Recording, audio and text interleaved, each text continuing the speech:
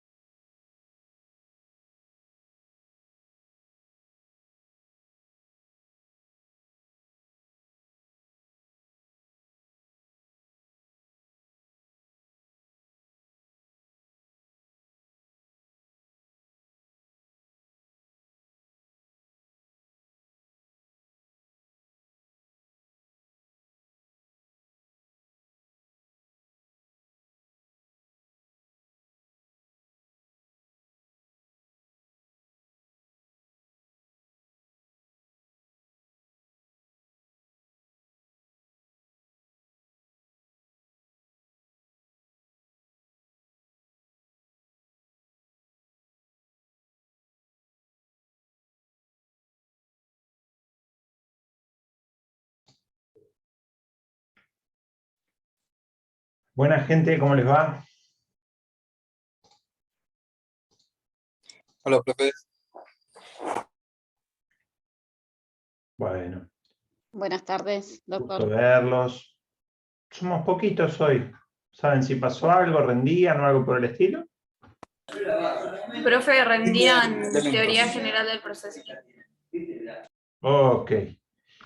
Bueno, estamos en época de parciales y suele haber esa necesidad de dividir la energía. Y si uno tiene que rendir algo, hay que priorizar las fichas ahí. Normalmente, en esta última clase, porque la próxima es el parcial, ¿verdad? Estamos de acuerdo que el lunes que viene es el parcial. Bien. En esta última clase lo que suelo hacer es abrir a repaso, pero la doctora Bricio me comentó el martes de la semana pasada que no habían tenido oportunidad de charlar algunas cuestiones de rescisión, revocación y resolución contractual. ¿Eso es correcto? No lo vieron, ¿verdad? Bueno, la idea de la clase de hoy es darles ese temario.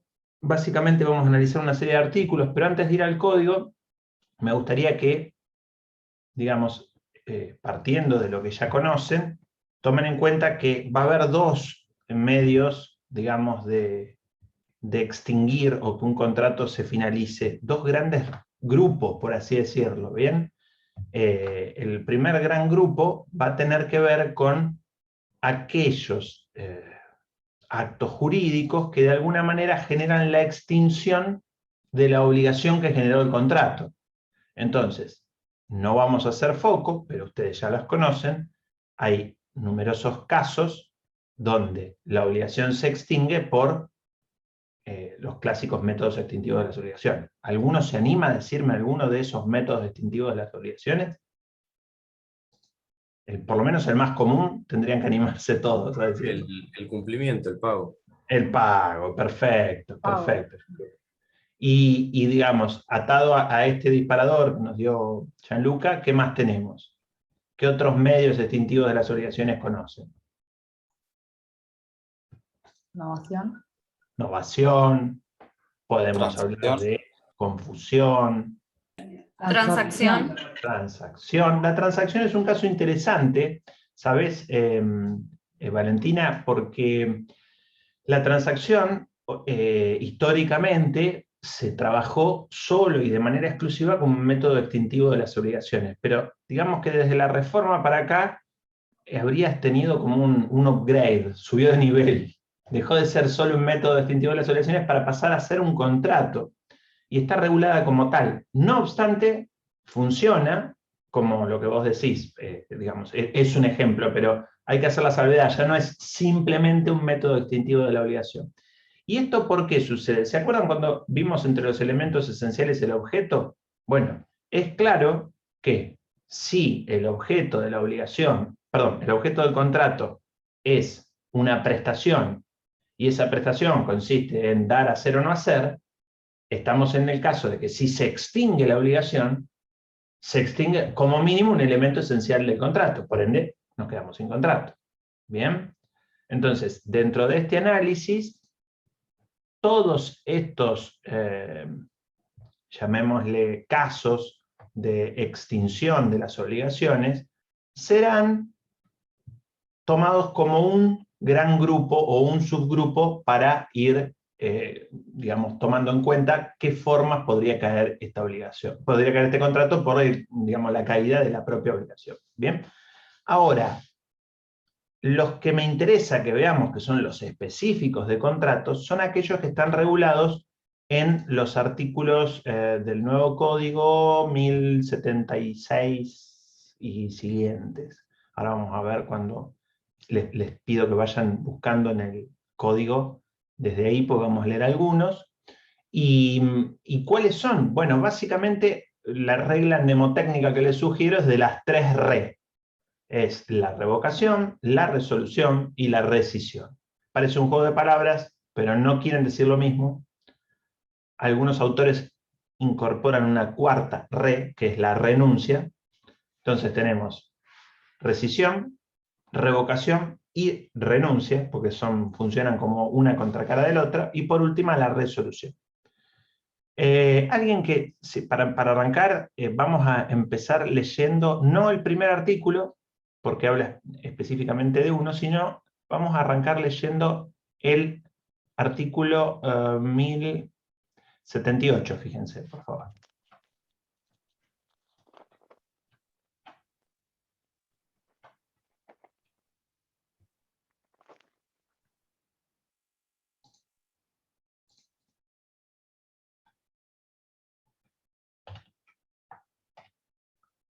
Si no quiere leer ninguno, se va a hacer re larga esta clase. ¿Cuál dijo, profe?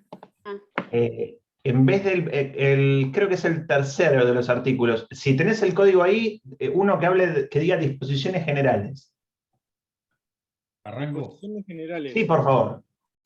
Para la extinción por declaración de una de las partes, excepto disposición legal o convencional en contrario, se aplican las rescisión unilateral y la revocación y la resolución las siguientes reglas generales. A. El derecho se ejerce mediante comunicación a la otra parte. La comunicación debe ser dirigida por todos los sujetos que integran una parte contra todos los sujetos que integran la otra parte. Bien, frená un segundo ahí. Sí, sí. Vamos a ir desmenuzándolo de a pedacitos esto. A ver, para hacer una suerte de raconto. Dijimos que hay un gran grupo de medios extintivos que son aquellos que extinguen la obligación. Y por ende, al extinguir la obligación, también generan la extinción del contrato. No le puse nombre, hay distintas clasificaciones. A todos estos, es decir, a dación en pago, novación, compensación, transacción, confusión, todos los que vieron ya en obligaciones, creo que son 11 por lo menos, después los vamos a enumerar igual, no los vamos a desarrollar en la clase porque los traen de obligaciones. Y a todos estos, una clasificación los denomina como extinción por vía de consecuencia. ¿Bien? Por el contrario, los que vamos a mirar con más detalle, en este caso son los que se denominan extinción por vía principal. Y el primer artículo que arrancamos a leer nos dice reglas generales para aquellos en donde se extingue por la declaración de una de las partes. Y acá me voy a detener porque antes de seguir leyendo las distintas reglas generales que tienen, hay que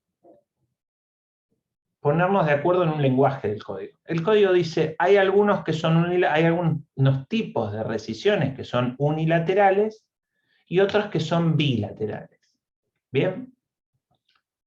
La rescisión es la única que considera este nuevo código como bilateral. ¿Qué sería rescindir? Bueno, en principio es el mismo acto que las partes pueden generar para ponerse de acuerdo y celebrar un contrato, pero a la inversa. Ponerse de acuerdo en que no están de acuerdo. Ese nuevo acuerdo para dejar de contratar es el que implica de manera directa una rescisión bilateral en el lenguaje del nuevo código. Ya vamos a leer el artículo, pero quédense en principio con esta idea. El nuevo código dice, hay una rescisión que es bilateral. Después nos dice, unilaterales pueden ser la revocación, también puede ser la resolución, y por último nombra la rescisión unilateral. Y sobre esta voy a hacer un entrecomillado. Hay autores que consideran que no existe la rescisión unilateral. Y cuando veamos las explicaciones que da el código, vamos a ver por qué, a pesar de que este texto legal recepte la rescisión unilateral, la rechaza. Pero en concreto, ¿qué nos tiene que quedar en claro? ¿Cuál sería el primer disparador? Bueno, que hay dos tipos de formas de extinguir el contrato por vía principal. Bilaterales y unilaterales. Entre las bilaterales, solo tenemos a la rescisión. Y entre las unilaterales, sin duda, revocación y resolución, más, según el texto expreso del código, la rescisión unilateral. ¿Hasta acá? ¿Dudas? ¿No? Bueno, veo que están poniendo en el chat los presentes, por favor, continúen con eso. Alejandro nos leyó el inciso A del 1078. Vamos a darle un descanso y que alguien me lea el B y el C. Y otro me va a leer el D y el E. Yo puedo leer, profe, si quiere. Dale nomás. B. La extinción del contrato puede declararse extrajudicialmente o demandarse ante un juez. La demanda puede iniciarse aunque no se haya cursado el requerimiento previo que pudo corresponder. En tal situación se aplica el inciso F. Uno más. C. La otra parte puede oponerse a la extinción si, al tiempo de la declaración, el declarante no ha cumplido o no está en situación de cumplir la prestación que debería realizar para poder ejercer la facultad de extinguir el contrato. Bien, frenamos hasta acá. Nos está dando reglas generales para las rescisiones unilaterales. Perdón, usé justo la de los tres, la que no tengo que usar. Para los casos donde se extingue por vía principal de manera unilateral. ¿Bien? Y nos dicen una serie de reglas que son útiles en caso de que las partes nada hayan dispuesto o que la ley nada haya dispuesto al respecto. ¿Bien? Entonces, resumiendo, ¿qué nos viene diciendo hasta acá? Que debe ser comunicado a la otra parte, que puede ser de manera extrajudicial o puede ser de manera judicial. En algún caso plantea la existencia de requerimiento previo. Como abogado siempre les recomiendo que nunca cursen una demanda sin un requerimiento previo. Hay una cuestión de costas dando vuelta que no viene al caso ahora, pero siempre es útil hacer una suerte de instancia prejudicial. Le da facultad a quien, digamos, recibe la noticia de que se va a haber una extinción contractual de oponerse. ¿Y esto por qué? Porque viene vinculado al principio de conservación contractual. ¿Bien? Obviamente le da algunos requisitos. Esos requisitos son que el que pretende la extinción no haya cumplido, no esté en situación de cumplir la prestación correspondiente, ¿no? Ahora pasemos al D, por favor. Leo, doctor.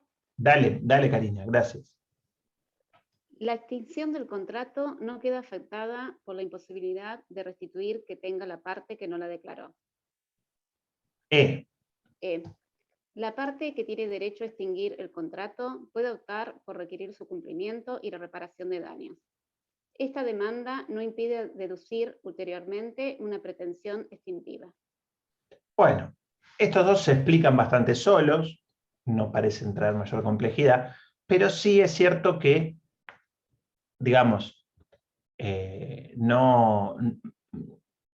código se esfuerza por no supeditar la extinción a nada. Entonces dice, ¿usted quiere hacer un pedido de cumplimiento y reparación de daños? Hágalo.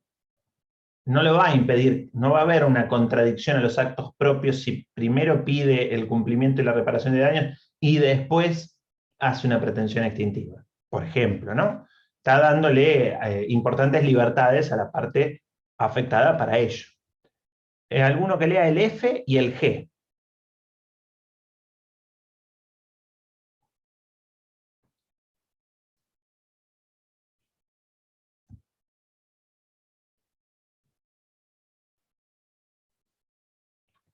Bueno, se ve que si no los nomino, si ve que si no los nomino no tienen mucha actividad. Dale, María Laura, léete, aunque sea el F.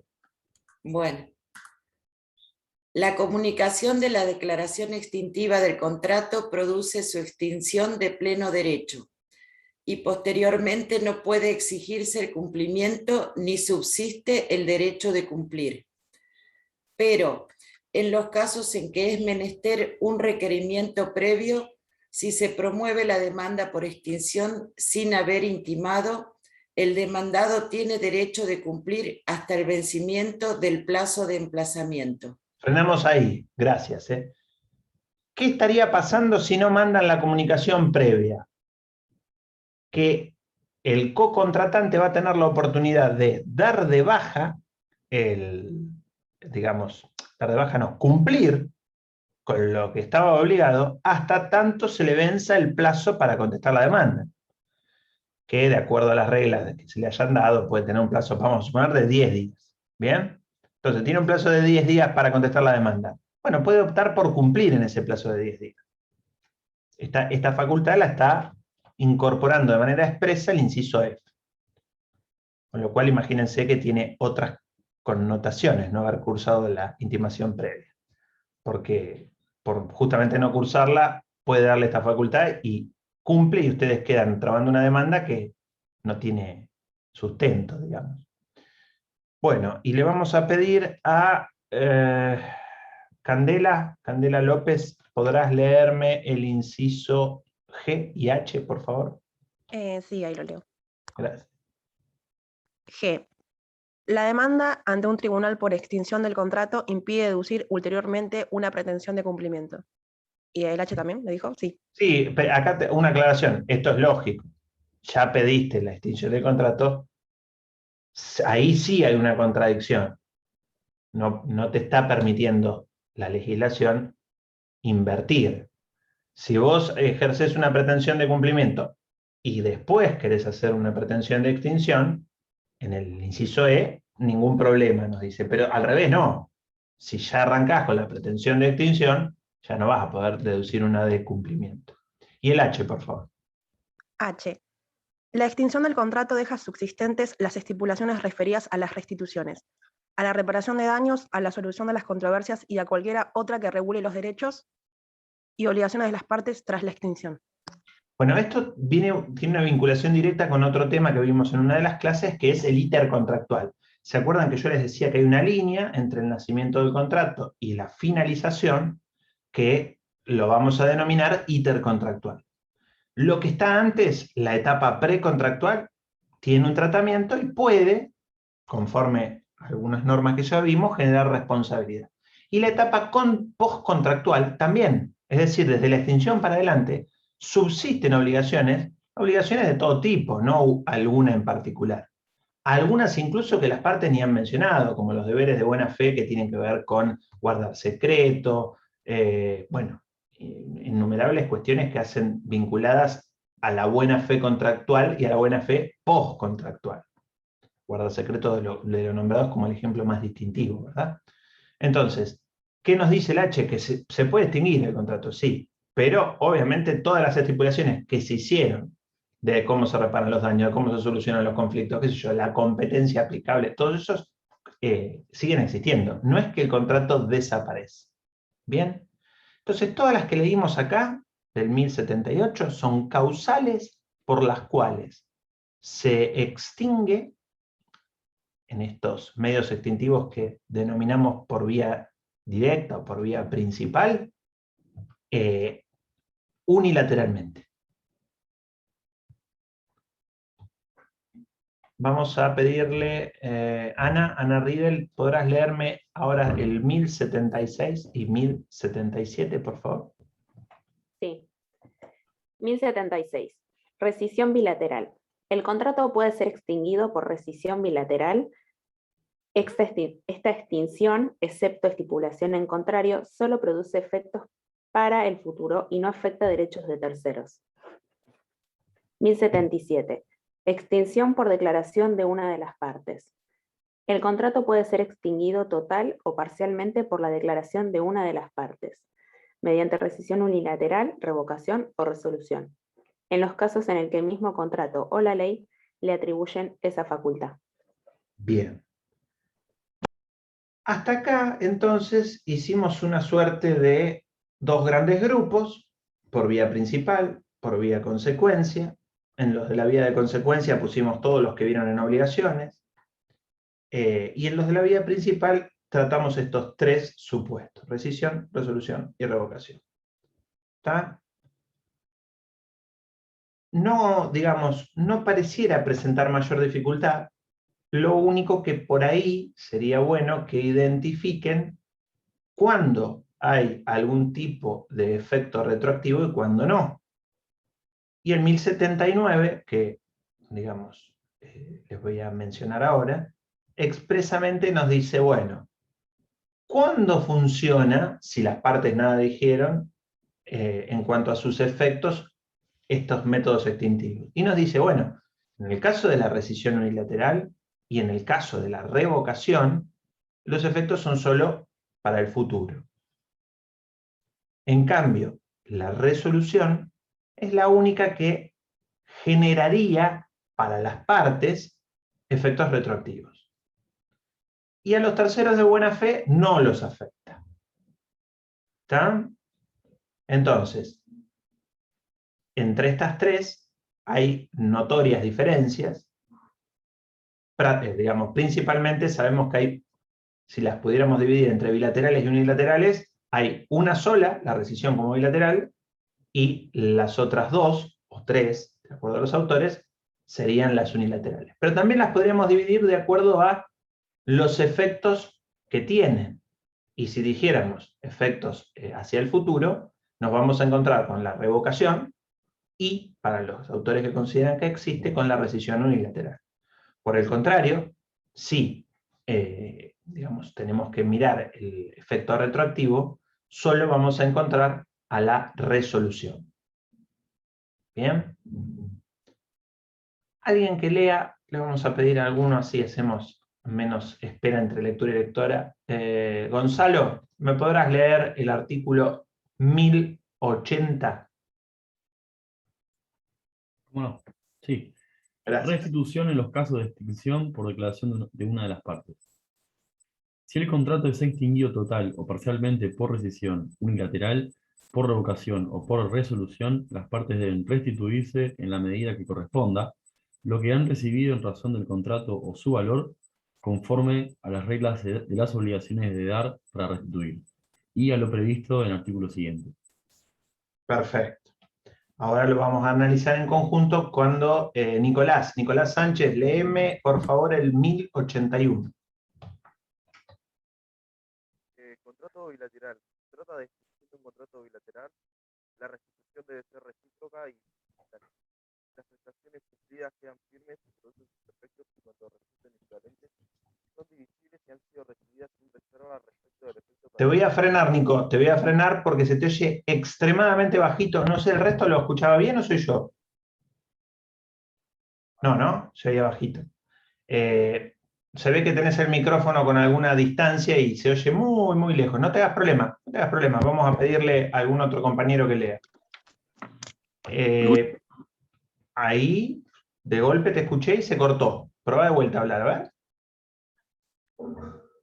No, ahí estás muteado. Ahí perfecto. ¿Me escuchás? Sí, conecté el celu. De tener una voz súper disminuida y lejana, ahora te escucho perfecto. Bien, ¿lo leo otra vez? Dale, por favor. Artículo 1081, contrato bilateral. Si se trata de la extinción de un contrato bilateral, inciso A, la restitución debe ser recíproca y simultánea. B, las prestaciones cumplidas quedan firmes y producen sus efectos en cuanto resulten equivalentes, si son divisibles y han sido recibidas sin reserva respecto del efecto cancelario de la obligación. C, para estimar el valor de las restituciones del acreedor se toman en cuenta las ventajas que resulten o puedan resultar de no haber efectuado la propia prestación, su utilidad frustrada y, en su caso, otros daños. Perfecto, gracias. Bueno, acá nos está poniendo un primer desafío el código. Nos dice, bueno, ¿qué pasa si hay una extinción de un contrato que encima es bilateral? ¿Bien? Y nos dice, bueno, en principio, si hay, digamos, algún tipo de bien o parte del objeto a restituir, tendrán que de manera recíproca y simultánea restituirse. Entonces imaginemos una compraventa.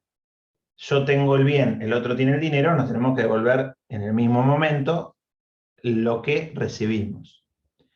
Ahora, el B nos dice, ¿y qué pasa con las prestaciones cumplidas? Ya imaginemos un contrato con prestaciones periódicas, como puede ser un contrato de locación. Entonces, bueno, es obvio que no tiene ningún sentido que el locatario le devuelva el uso y goce, primero porque no va a poder, y segundo porque no tiene sentido este tipo de funcionamiento, si es que pagó el precio. Entonces, ahí no va a haber nada que digamos, restituir, porque son prestaciones que han quedado cumplidas. ¿Bien? En un mutuo dinerario, pagué 10 cuotas, bueno, esas prestaciones cumplidas quedaron firmes y producen sus efectos.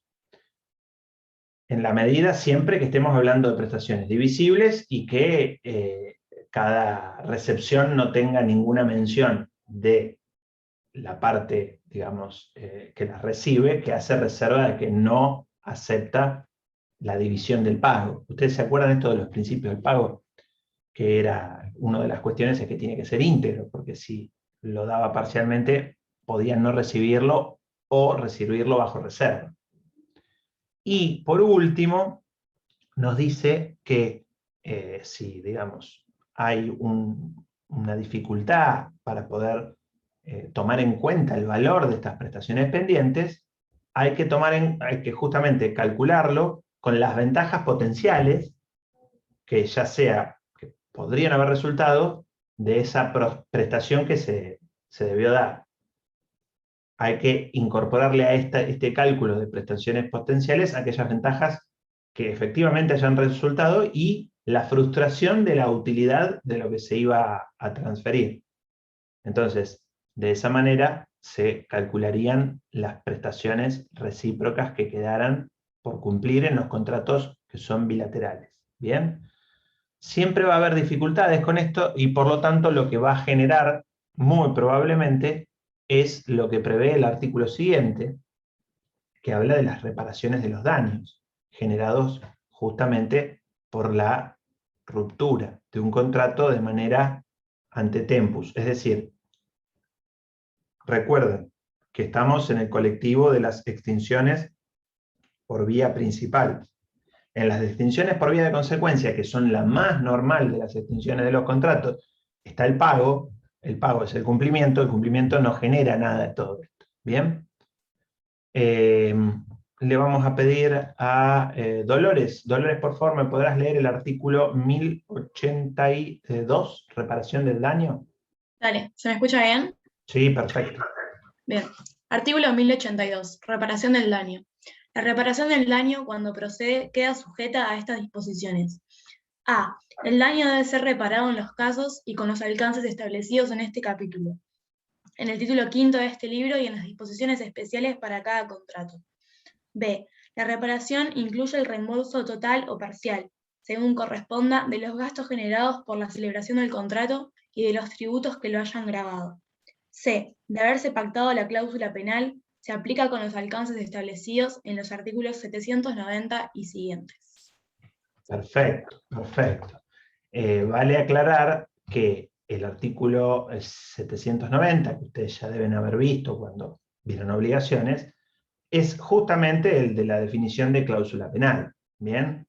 Y recuerden esto, que la cláusula penal, digamos, una persona asegura el cumplimiento de la obligación sometiéndose a una multa o penalidad, valga la redundancia con el nombre, si realiza la obligación de manera tardía, no la ejecuta o la ejecuta de manera diferente a lo pactado. ¿Bien? Entonces, esta previsión que nos da el 1082 nos da, si se quiere, la pista de un tipo de digamos, de resolución. Lo que podríamos hablar de cuando hay una condición resolutoria, por ejemplo, artículos 343 y 348, un plazo resolutorio, el pacto comisorio, expreso tácito. ¿Bien? Entonces, estos son, digamos, explicaciones puntuales qué pasaría, cómo se repararía el daño, y está claro que si pactaron una cláusula penal, bueno, qué mejor que ceñirse a lo que las partes consideraron que era lo idóneo para, digamos, cubrir cualquier potencial incumplimiento. Bien, 1082 leímos recién, ¿verdad? Vamos a leer el 1083. Bien, vamos a leer un par de artículos más y ahí abrimos a preguntas. Le vamos a pedir a Gianluca, ¿podrás leer el 1083, por favor? Sí. Resolución total o parcial. Una parte tiene la facultad de resolver total o parcialmente el contrato si la otra parte lo incumple, pero los derechos de declarar la resolución total o la resolución parcial son excluyentes, por lo cual, habiendo optado por uno de ellos, no puede ejercer luego el otro. Si el deudor ha ejecutado una prestación parcial, el acreedor solo puede resolver íntegramente el contrato si no tiene ningún interés en la prestación parcial. Perfecto, perfecto. Esto quizás me esté pisando con algo que le dio la doctora Pérez cuando habló de efectos de los contratos bilaterales, si hacen memoria por ahí, se encontraron con esta facultad de, si en un contrato con prestaciones recíprocas una parte no cumple, genera la posibilidad de que la otra resuelva el contrato por incumplimiento. Entonces, este tipo de sistema de resolución del contrato es una consecuencia del incumplimiento de una de las partes que tenía una prestación a su cargo. Esa prestación a cumplir tiene que estar lógicamente vencida, no puede estar sujeta a un plazo. Se lo llevo un ejemplo. Si yo le tengo que dar a Gianluca una cantidad de dinero y mi vencimiento de esa entrega es para el día 24 de septiembre, y Gianluca, una vez que yo le dé el dinero, tendría que darme el uso y goce de, no sé, un bien mueble, o sea, una locación de bien mueble, Gianluca podría, teniendo en cuenta que el contrato tenía un plazo y ese plazo se venció, decir, yo no cumplo cuando me toque cumplir porque vos no cumpliste. Ahora, diferente sería que mi obligación estuviera sujeta a un plazo que en vez de ser 24 de septiembre sea 10 de octubre. Él no podría alegar mi incumplimiento porque está sujeto a un plazo, salvo que él tuviera alguna constancia directa o fehaciente de que cuando a mí me toque cumplir, estuviera imposibilitado. ¿Se les ocurre algún caso en donde yo tengo una obligación que vence el 10 del 10 y mi acreedor sabe hoy, 27 de septiembre, que yo ya no voy a cumplir? De manera fehaciente, no que lo intuye, dice, este es medio trucho, no, eso no. Tiene que tener algo que, digamos, con sustento jurídico para alegarlo. ¿Se les ocurre algún caso? Cuando el deudor muere, ¿puede ser? Bueno, un caso muy bueno de incumplimientos. De muertos, hasta ahora nadie puede cumplir. Ahí en sí no lo va a autorizar a retener el cumplimiento, pero sí va a poder tomar medidas precautorias. Es probable que tenga que contactar, porque ¿se acuerdan cuando vimos efecto relativo de los contratos? Que los contratos en principio no se extinguen por la muerte, pasan a los sucesores. Entonces, no sería un caso para no cumplir, pero sí, obviamente, le va a dar algunas facultades. Pero no, hay un caso puntual donde ya sabes que no va a cumplir. Está vivo, está en el país, no se fugó.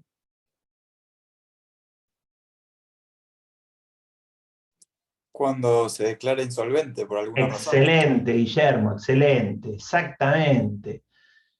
La declaración de insolvencia, que puede venir de la mano de un concurso o una quiebra, me habilita a mí, acreedor de ese sujeto, a no tener que esperar el plazo.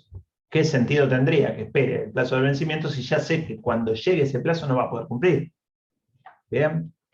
Entonces, me adelanté quizás un poco, pero es importante que tengan presente que esta excepción de incumplimiento permite o habilita, en principio, siempre que esté vencida, salvo casos especiales. ¿Bien? 1084. Vamos a pedirle a alguno de ustedes. Dale, Laura, léelo, por favor. Gracias. Buenísimo. Artículo 1084. Configuración del incumplimiento. A los fines de la resolución, el incumplimiento debe ser esencial en atención a la finalidad del contrato. Se considera que es esencial cuando a. El cumplimiento estricto de la prestación es fundamental dentro del contexto del contrato. B. El cumplimiento tempestivo de la prestación es condición del mantenimiento del interés del acreedor. C. El incumplimiento priva a la parte perjudicada de lo que sustancialmente tiene derecho a esperar. D. El incumplimiento es intencional. E. El incumplimiento ha sido anunciado por una manifestación seria y definitiva del deudor al acreedor. Perfecto, perfecto. Yo creo que cuando han ido escuchando a Laura leer, se les vinieron casos a la mente. Es esencial el tiempo en el famoso contrato de la torta para el cumpleaños, para la fiesta de 15, para el casamiento. El cumplimiento de la prestación estricta es esencial en algunos contratos de obra. digamos, la falta de cumplimiento anunciada de manera previa por el deudor al acreedor, el concurso a la quiebra sería un ejemplo. Entonces, ahí ya se configura, ¿bien? Y por ahí no hace falta llegar al concurso a la quiebra. Le mandé una carta documento y me contestó la carta documento diciendo no voy a cumplir, por el motivo que sea, pero ya me lo puso por escrito. Entonces se configuró el incumplimiento. ¿Estamos? Bien. Vamos a ver un par más. Quisiera que lean ahora, vamos a saltear un par y vamos a ir directamente a 1088. No, 1089. 1089. Después vamos a ver si nos da tiempo para hablar de las resolutorias. Le vamos a pedir a Diana, ¿podés leer? Perdón, Diana Zambrano. Te digo Diana siempre, siempre, siempre. Qué mal lo mío. Por favor. 1089. Resolución por Ministerio de la Ley. El requerimiento dispuesto en el artículo 1088 no es necesario en los casos en que la ley faculta a la parte para declarar unilateralmente la extinción del contrato sin perjuicio de disposiciones especiales. Bien. ¿1088? Por favor, sí. 1088. Presupuestos de la resolución por cláusula resolutoria implícita. La resolución por cláusula resolutoria implícita exige a. Un incumplimiento en los términos del artículo 1084. Perdón, te freno ahí. O sea, un incumplimiento esencial. Seguí nomás. Si es parcial, debe privar sustancialmente de lo que razonablemente la parte tenía derecho a esperar en razón del contrato. B. Que el deudor esté en mora. C. Que el acreedor emplace al deudor bajo apercibimiento expreso de la resolución total o parcial del contrato, a que cumpla en un plazo no menor de 15 días, excepto que de los usos o de la índole de la prestación resulte la procedencia de uno menor. La resolución se produce de pleno derecho al vencimiento de dicho plazo. Dicho requerimiento no es necesario si ha vencido un plazo esencial para el cumplimiento, si la parte incumplidora ha manifestado su decisión de no cumplir o si el cumplimiento resulta imposible. En tales casos, la resolución total o parcial del contrato se produce cuando el acreedor la declara y la comunicación es recibida por la otra parte. Bien, bien. Y acá de vuelta, mucho de lo que veníamos viendo, imagínense que, digamos, el emplazamiento requiere o se requiere como esencial y necesario en un plazo de 15 días, siempre que no fuera uno de los casos en donde el plazo es esencial y agrega otras situaciones, ¿no? Cumplimiento imposible, se volvió imposible por alguna cuestión de hecho, o esta manifestación expresa del deudor de que no va a cumplir. Y ahí ya no va a ser necesario el emplazamiento por 15 días, sino simplemente comunicarlo. ¿Por qué va a tener relevancia? Bueno, porque va a habilitar al reclamo de los daños y reparados conforme las pautas que vimos hace un ratito en el artículo 1082. ¿Bien? Bueno, el 1090 les va a hablar de qué pasa cuando se frustra la finalidad del contrato. ¿Se acuerdan que hablamos cuando vimos los elementos esenciales que hay una causa fin? Y si esta causa fin se frustra, obviamente se cae un elemento esencial del contrato y habilita al perjudicado a pedir la resolución contractual. Bien. Bien atado esto, el 1090 al 1091, que es la famosa teoría de la imprevisión, que ya la vimos, dijimos que era un desprendimiento de la buena fe, y está expresamente regulado para contratos conmutativos de ejecución no inmediata, sino los que tienen una ejecución a plazo. Y lo que prevé es que si se dieron circunstancias extraordinarias ajenas al riesgo que estaba asumido por la parte afectada, le puede pedir al juez básicamente que el contrato se resuelva y eventualmente esta resolución podría pedirse de manera total o parcial. ¿Está? Eso va a depender de quién la pide. Después el 1091 creo que les da una facultad procesal. ¿Se acuerdan que la clase pasada les decía que a veces el código de fondo se mete en cuestiones procesales? Bueno, este es un ejemplo de ello, porque dice que se puede instar como acción o como excepción. Como excepción, ¿cuándo? Me demandan por cumplimiento, contesto la demanda y planteo la excepción de imprevisión contractual. Como acción que nadie me demandó nada, pero yo ya planteo que se ocurrió, digamos, una de las prestaciones a mi cargo se volvió excesivamente onerosa y le pido al juez que notifique a la otra la resolución total o parcial del contrato por esta condición. Bien, nos quedaron dos en el medio, que es la explicación de la cláusula resolutoria expresa y la resolutoria implícita. La implícita la leímos porque son las situaciones del 1088 y 1089, y solo aparece en qué contratos, contratos bilaterales. Bien. Y la expresa, obviamente, es la que las partes pueden incorporar para incumplimientos, ya sea generales o puntuales. Esta cláusula resolutoria va a habilitar a que si se da el supuesto previsto por la norma particular, la cláusula mejor, quedará resuelto el contrato.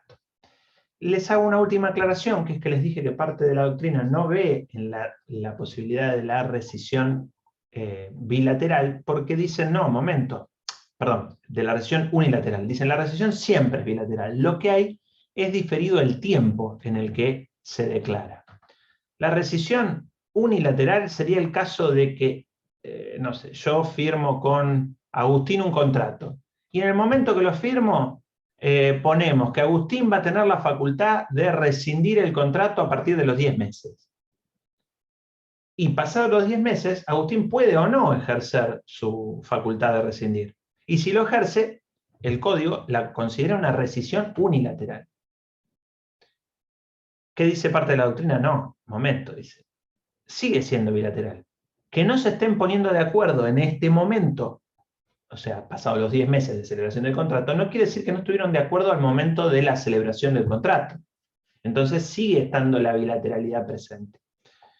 No es una discusión que tenga mayores efectos jurídicos, pero se las quería contar para que, si les toca leer a algún autor que habla solo de rescisión y dice que la rescisión siempre es bilateral, se está refiriendo a esto. La bilateralidad está analizada en el momento en que se planteó la cláusula rescisiva. Bueno, hasta acá. ¿Dudas, preguntas al respecto de lo que vimos ahora? Sí, yo tenía una duda. Dale, por favor, Gianluca. En el caso de que la obligación sea de cumplimiento simultáneo y efectivamente el incumplimiento sea esencial, ¿la parte tiene dos opciones? ¿Puede optar por dos opciones, o la suspensión o la resolución? ¿O tiene que ser una de las dos específicamente? En el caso que vos me estás dando de cumplimiento simultáneo, va a ser inviable en efectos prácticos la suspensión, porque está dándose, el incumplimiento se va a dar en el momento que la otra vaya a cumplir. ¿Está? Vos lo preguntabas por lo que leímos, por las opciones que leímos recién en el código, ¿verdad? Claro, y remitiéndome a lo de los efectos de los contratos onerosos, no me había quedado muy claro esa parte. No, perfecto, perfecto. Está buena la pregunta. Ahí estaríamos digamos, en el segundo supuesto, digamos. ¿Alguno más? Bueno, yo les abro en este espacio que nos queda a dudas sobre las otras unidades. ¿Alguna duda que estén teniendo? No importa que no sea de alguna unidad que haya dado yo.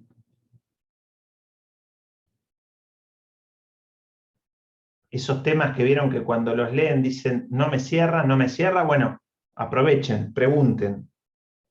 Yo sé que, por ejemplo, sí. Sobre el artículo 986, tipo que trata sobre los contratos por adhesión. 986. Vos, la clase pasada no recuerdo que estuvieras, ¿puede ser? Sí. La clase pasada, por eso digo, si estabas, algo no quedó claro porque estuvimos haciendo foco en esto. Igual lo podemos ver, lo podemos repasar. El 986, si no mal recuerdo, es cláusulas particulares, ¿no? Sí. Sí. ¿Querés leerlo y vemos qué duda puede haber al respecto? Las cláusulas particulares son aquellas que negociadas individualmente amplían, limitan, suprimen o interpretan una cláusula general. En caso de incompatibilidad entre una cláusula general y particular, prevalecen estas últimas. Bien, como general, el artículo lo que nos dice es, mira que si hay en un contrato que tiene, no sé, 1000 cláusulas, y de las 1000 cláusulas, 999 son del sistema de adhesión, cláusulas impuestas de una parte hacia la otra. Y todas van en un sentido. Las 999 son coherentes y congruentes entre sí y, por ejemplo, hablan de que de que el deudor no se puede liberar de ninguna manera. Pero hay una cláusula, solo una, que es negociada individualmente, que se ingresa como una cláusula específica, llamémosle, saliendo del sistema de adhesión o del sistema de contenido predispuesto. Esa cláusula, en una incompatibilidad con las otras 999, va a prevalecer. ¿Por qué? Porque lo que prevé la ley es, miren, los contratos preimpresos pueden tener 1.000.000 de coherencias o de sistema cerrado, pero llega un momento que si por algo las partes modificaron ese estatus con una cláusula particular, vamos a darle prelación a lo que se sentaron a hablar para el caso específico. El resto estaba previsto para todos los casos igual. Eso no entendía bien. O sea, Perfecto. ¿cómo podía intervenir, negociarlo si supuestamente era una cláusula de adhesión? Claro, pero se dan casos en donde yo te traigo un contrato de adhesión y hay alguna particularidad por el tamaño de cliente que se trata. No sé, por ejemplo, te doy un ejemplo de los contratos con los supermercados y las góndolas. Las grandes marcas se sientan a pedir determinadas condiciones para exhibir sus productos en los distintos mercados. Si sos un mercado chico, de barrio, de proximidad, como le dicen ahora, vos vas a tener que firmar un contrato de adhesión con la gran marca, o sea, no quiero hacer publicidad, pero Coca-Cola no necesita mi publicidad, así que no va a haber problema. Coca-Cola viene y te impone las condiciones, cómo tienen que estar las cabeceras, qué lugar le tenés que dejar, etcétera, etcétera. Ahora, por ahí, si Coca-Cola se sienta con una gran cadena de supermercados, ni siquiera una gran cadena internacional, no hablo de Carrefour, imagínense, Supermercados Toledo, de acá de Mar del Plata, por ahí logra incorporar este supermercado, por tener determinado peso en la zona, alguna cláusula particular. Esa cláusula que logró incorporar al contrato general prevalece. Bueno, gracias. No, por favor. ¿Alguna otra que quieran repasar? Yo mientras hablaba me acordaba que una cuestión que siempre solía generar dudas, o por lo menos en los parciales veo que hay algún bache, es con el que nombramos recién, el efecto relativo de los contratos. Que si se lo preguntan así, miran con cara de no sé de qué me están hablando, y en realidad saben de lo que se les está hablando, es esta cuestión de que el contrato solo genera efectos entre las partes y, en caso de fallecimiento o incapacidad de alguna de las partes, entre sus sucesores universales. Entonces, esta regla general tiene algunas variables, algunas, digamos, situaciones en donde se rompe esta regla general y extiende sus efectos del contrato a quienes no lo firmaron. Y, como les decía, suele ser un problema en los parciales cuando se ponen a hablar de uniones contractuales y cadenas contractuales. ¿Qué quiero decir con esto? Espérenme un segundo.